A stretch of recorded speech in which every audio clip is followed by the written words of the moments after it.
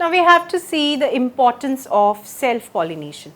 What is self-pollination? It is the transfer of pollen from the pollen to the stigma of same flower or genetically same flower. So what is the importance of such a process?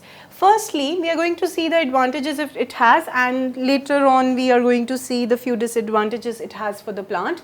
Now, by now, because you have an idea about genetics, you have an idea why sexual reproduction is preferred over asexual reproduction. So you can make it out what could be the disadvantages. In the meantime, we are going to talk about advantages. The first thing about self-pollination is what it actually is. We just talked about it, that it is the transfer of pollen within the same flower, or genetically same flower. That means on the same plant. So it covers both autogamy and xenogamy. The first point is that male and female part, they develop simultaneously. Simultaneous development of male and female parts. Okay, male and female parts, they are going to develop simultaneously. The second thing, that no agency of pollination is required. You do not need any pollination agency, preferably. This can occur within closed flowers as well.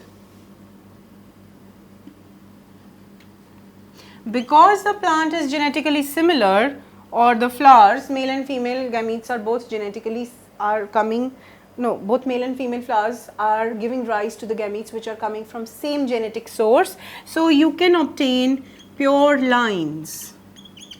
Okay, the pure lines that would be obtained, they would be homozygous. So we have homozygous varieties that result from the process of self-pollination.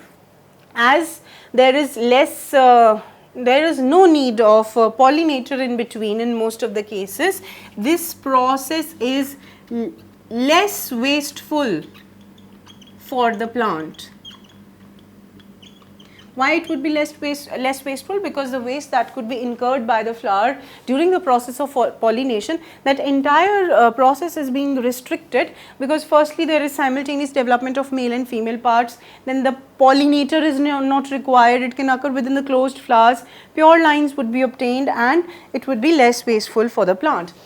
Now coming to the steps where, the points where we find that this is little bit disadvantageous, you see that it gives rise to homozygous individuals. So we don't find genetic variability, that is almost absent.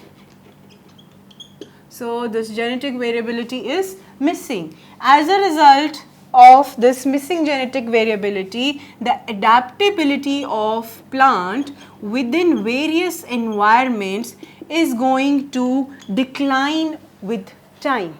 Okay, the offsprings are going to be more and more pure lines, because of which the adaptability is going to decline, because there is no genetic variability. So you see, from evolutionary point of view, the plants which undergo self-pollination, they are less preferred over those which undergo cross-pollination. So this is all about self-pollination. You have to keep these things in mind, how a plant which undergoes self-pollination has a few benefits over those of the cross-pollination. We get pure lines, but at the same time the adaptability of the plant over time decreases, because there are least genetic variability, those which can occur in self-pollinating plants.